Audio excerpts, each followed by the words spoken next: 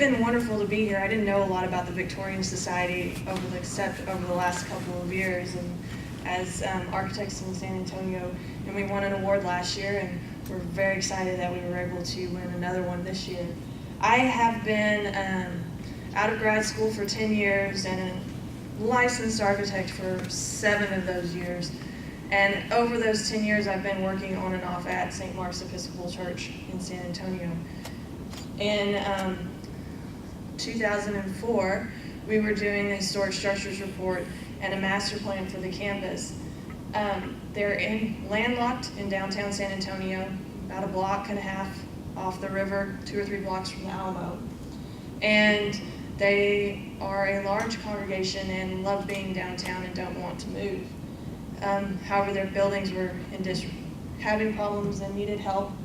So we did a historic structures report for the church, and then decided that the parish hall, that 1920s parish hall, needed to be fixed and renovated and added to first. So we did all of that work, and then they raised more money, and we got to finally start the restoration work for the church about in 2011. And we started construction the day after Easter in 2012, and we had 9 months to do the construction and the renovation work, and opened for Christmas the same year. It was a very, very quick process. So, in case you don't know a lot about San Antonio, Texas, it was not a very big town at the time. So when the church formed in 1858, we'd only been a state in Texas for 13 years, and the population, when we became a state, was about 2,500 people. It was not a very big town, and people started immigrating in when we got statehood. The church was founded as St. Mark's in 1858. And by 1859, Richard Upjohn had been contacted and had designed plans for the congregation for the Gothic Revival Church. This is the building in 1877. So Richard Upjohn designed the church, and they planned it, and the walls got to about 10 feet off the ground. The limestone got to 10 feet and stopped for the Civil War. So they had started construction, and there is an aerial map of San Antonio that shows the walls at 10 feet right across from Travis Park. After the Civil War, they were able to reconstruct. Before the Civil War, as they were raising money, Robert E. Lee was stationed in San Antonio as an a Union soldier, wasn't Union yet, and he helped fundraise for the building project. He was only stationed in San Antonio a little less than a year, but was a very strong Episcopalian, and in addition to supporting his church at home, was helping this congregation here get their building project off the ground. Richard Upjohn had some changes in his normal design for St. Mark's. The only drawings we have that Upjohn did was a design for the windows on the side.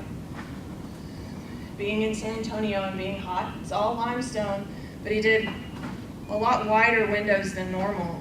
And below the windows, here, he had a series of openings that pivoted and were air movement. So they were just shutters and pivoted windows. So the air would flow in, and then at the top, he had vented at the roof. So there was air movement throughout the building. The cornerstone was here when they built it, and later moved it. This was the interior of the church in 1881. There were exposed stenciled organ pipes and a lot of stained glass that went in immediately, and then over the years the stained glass has been updated. A lot of the furniture is original to the church, so the altar, the lectern, the pulpit, and the altar, and the baptismal font is actually the oldest piece in the church and was built prior to the building. By 1901, they had Dean Richardson had become the rector and the bishop, and was very involved and did a lot of stenciling and a lot of painting in the on the ceilings and on the walls. And this is actually a memorial service for Queen Victoria that they held in the church that year. In 1936, there were a few more additions and another layer of paint on the ceiling and the apse. And all the images we have of the interior of the church historically are all from this viewpoint. All you ever see is the altar. You never saw the back wall. Nobody ever wanted to take a picture of the back wall. Going back. One of the interesting things we found was that when Dean Richardson passed away, he was well beloved, and they actually buried him just to the left of the altar space. He's buried in the church. He was the only person buried in the church. So then as we move forward, this is what the church looked like in 2008, before the restoration. I don't know if any of you work in limestone, it sucks up water like a sponge. And they had planted all along the building and had the sprinkler system shooting water at the building. And plaster was falling off the inside of the church because the walls were soaking up the water and the plaster was falling off. This tower here is really the only major construction to the church. Go back a little bit.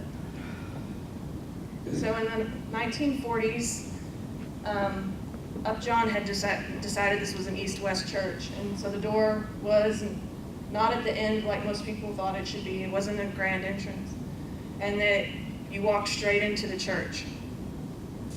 So in 48, they added a tower and a narthex here, and constructed a new window and new stained glass to match the original, and moved the door that was in this bay into the tower.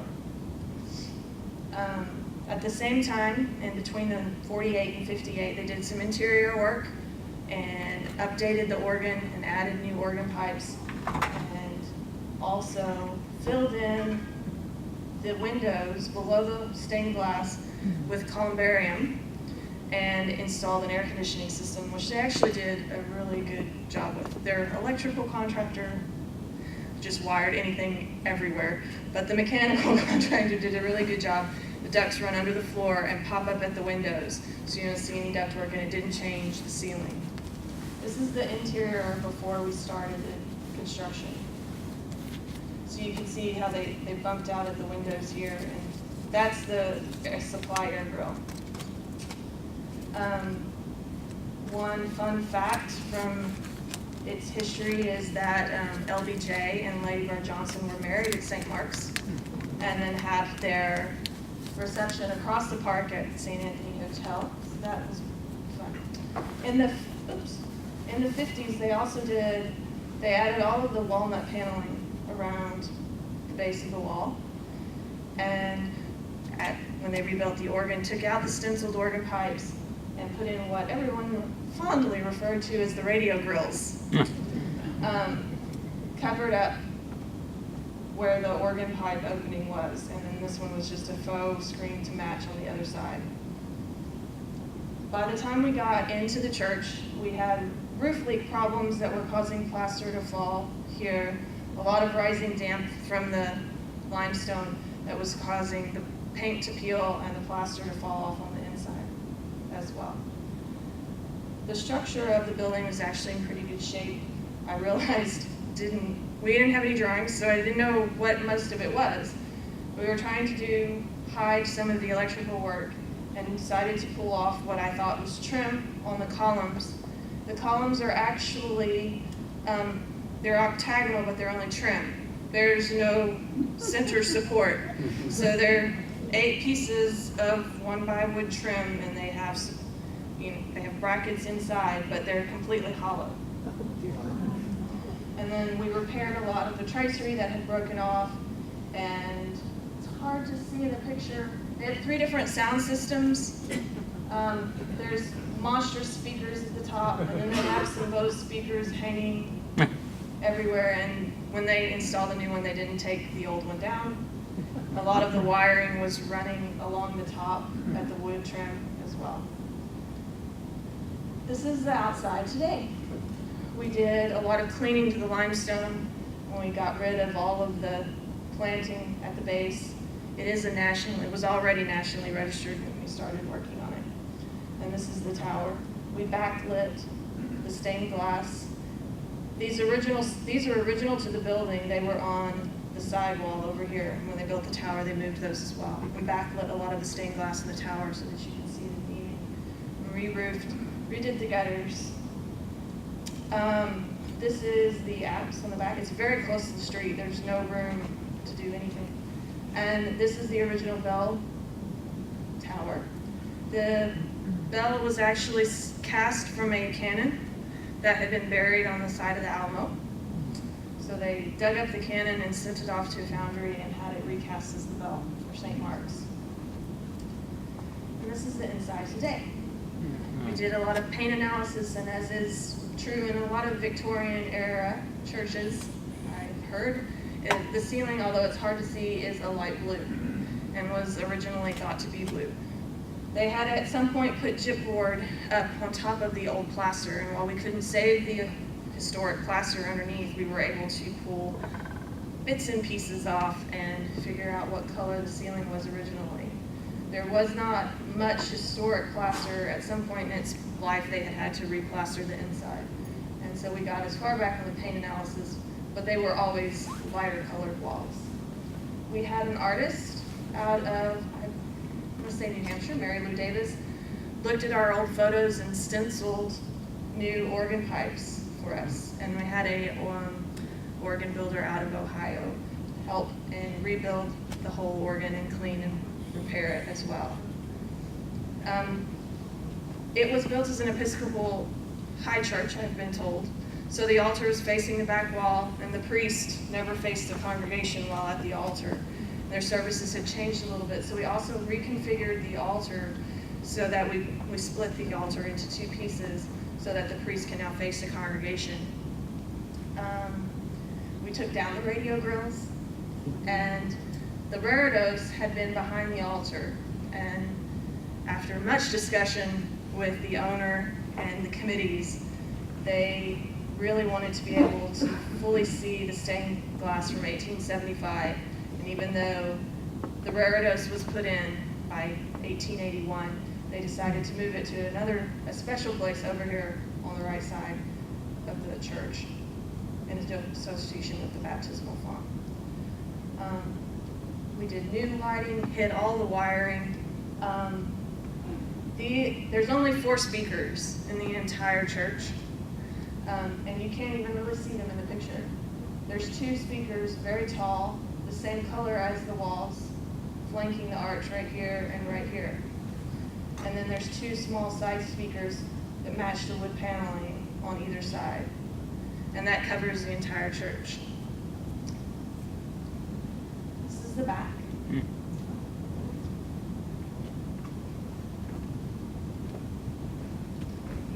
The trumpet pipes in the back were restored and put in. You can see some of the wiring at the top, some of the lighting at the top, and all of the stained glass.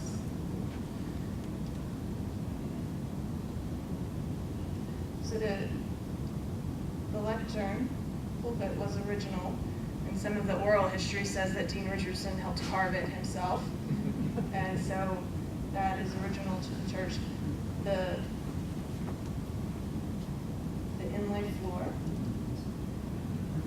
there's the reredos, and the baptismal font, and the stencil pipes. So we did new casework, the organ builder did new casework, and stencil pipes, and we did a new rank on the front and a new rank on the side, 2 new ranks on the side as well. They have a very, very outstanding and large music program. And stained glass. So here, when we were working on the air conditioning duct, there was a lot of vibration from the ducts that was causing havoc when the organ played, and the paneling was vibrating. So we had to stiffen, and we realized that some of the original decorative features of the windows were still present behind. So we dropped the sill of the air conditioning, of the new sill that is the air conditioning duct that runs behind this piece of paneling. We dropped it down to expose some of those original details.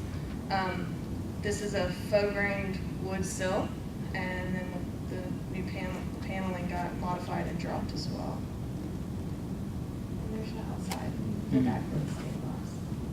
We had a lot of fun working on it.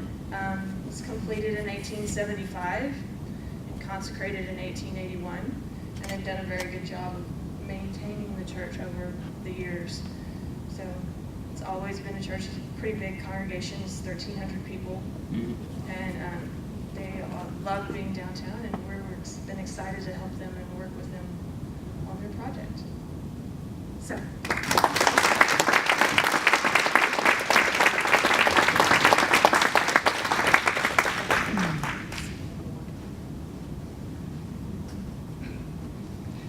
Thank you, Kimberly, and unfortunately no one from the church itself could be here, so since San Antonio is a bit far away, Kimberly is going to take the award for the church back with her, but she also receives an award.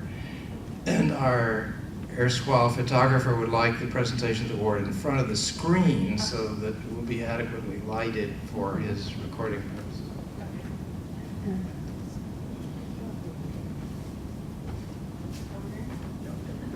Let me again read the certificate.